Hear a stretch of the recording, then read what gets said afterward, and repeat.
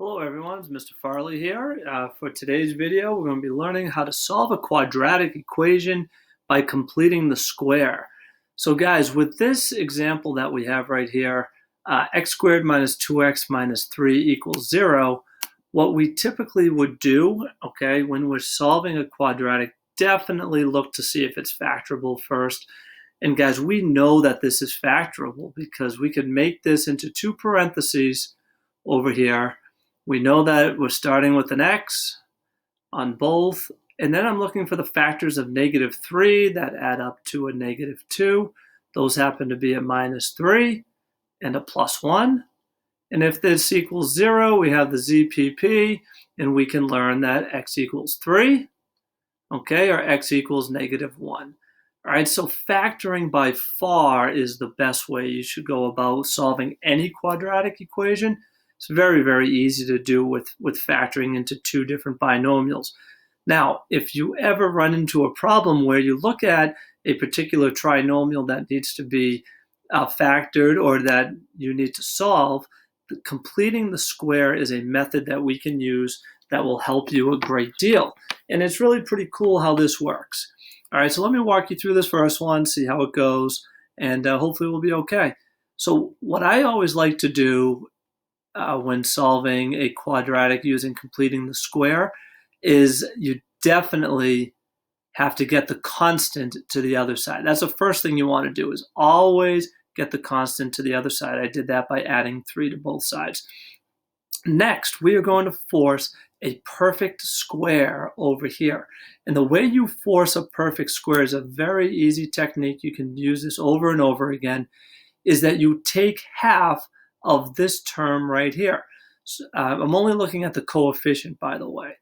All right, so I'm taking half of this number, which is half of -2, which is -1, and then I want to square that number. So -1 squared means -1 times -1 is +1.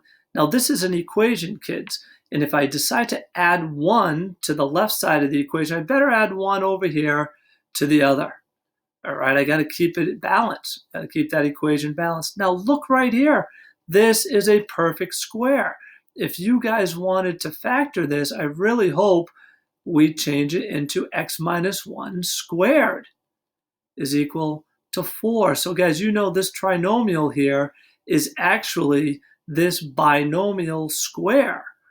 Okay, so now pretty easy. Guys, how do you get rid of a square? Well, you square root both sides, and that's what I'll do right here. Square root both sides, and that's going to give me the absolute value of x minus 1 is equal to the square root of 4 is 2. Now, guys, we know we worked on this in September, solving an equation that contains an absolute value. Just set two equations, one where x minus 1 is equal to 2, and the other where x minus 1 equals -2. That's nice and easy. And we solve this and we find out that x could be 3. And then over here, I solve this one, x could be -1. So guys, we found the solutions. X is 3, x is -1. And if you remember before at the start of this problem, I factored this one because it was factorable. And the solutions that I had with that were 3 and -1. So this just verifies that this method of completing the square actually it works. Okay, we'll try another one. All right, please, in this video I would recommend going through this a couple times to make sure you understand it. All right, second one, here it is. A little bit different, okay, but I think we can do the same thing. This time, please remember, the goal of completing the square is to get the constant over to the right side of the equal sign. So right now, this is what I'm looking at, and I always like to leave space, all right? Oh, that's a 10, sorry about that. 10x, leave some space, equals 39. And I'm leaving space, kids, because I want to complete the square. And to do that, I take half of this coefficient. Half of 10 is 5. And now I square it.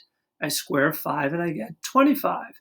So I'm going to add 25 to the left side, and because this is an equation, I better add 25 to the right side. I have to keep it balanced. Again, here's a perfect square. This can be rewritten as x plus 5 squared. That's pretty good. And when I clean up the right-hand side here, I get that equal to 64. Guys, you know what to do. Anytime I have a square, I can undo it by taking the square root. I have to take the square root of both sides. And when I take a square root of a square, I'm left with an absolute value. X plus 5 is equal to 8. And you know exactly what to do. Set up two different equations. One is x plus 5 is equal to 8. The other one, x plus 5 is equal to a negative 8. And we simply solve these. X can be negative, this is an 8. So when I subtract 5, I get 3. And this is a negative 8, so when I subtract 5 from negative 8, I get a negative 13. So I found the solutions of this quadratic equation. The solutions are x equals 3 or x equals negative 13. Now, earlier in the week, you heard from Mr. Robinette about graphing quadratics. Well, if you graph this, the parabola, the quadratic, okay, that parabola, the U shape, would cross the x-axis when x is 3 and x is negative 13. These are known as the solutions. These are known as the roots. Sometimes we call it the roots of the equation. Sometimes we call it the zeros. That's another way you could call it. And the final way is recognizing that these are actually the x-intercepts of the equation. All right, so there are two examples that worked out pretty nicely. Let's do one last one, and then we'll call it a day on this video.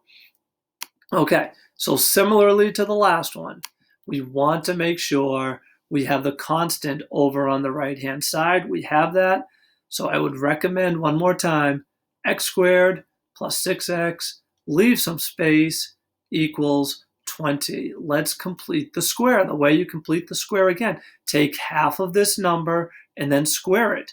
I take half of 6, I get 3. I square that, I have 9.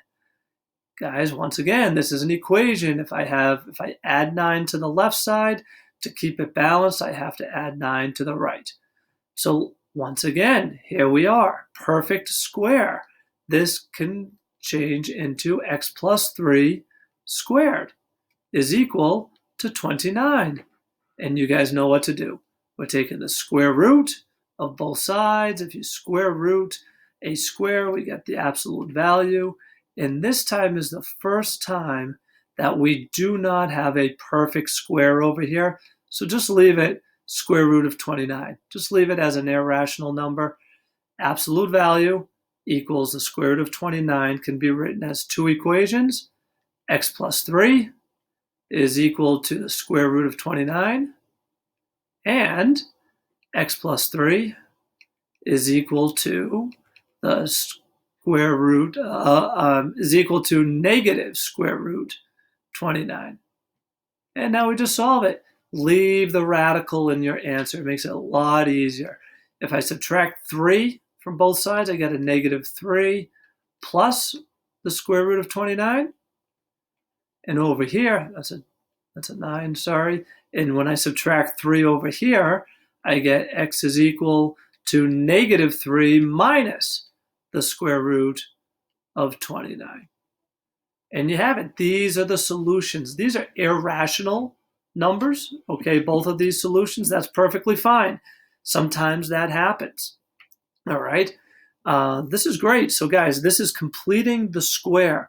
Remember, when you have your solutions down here, we call them the solutions to the equation. We can call them the roots of the equation. We can call them the zeros of the equation. And we can call them the x-intercepts of the equations. So what we're finding is exactly where the parabola is cutting through the x-axis. This is where it cuts through the x-axis, and the other side of it cuts through the x-axis at this location. So guys, this is completing the square. As usual, if you have some questions, feel free to fire away, ask Mr. Robinette or I. We'll get back to you as soon as possible. And congratulations. Hope you learned something new here today. Take care.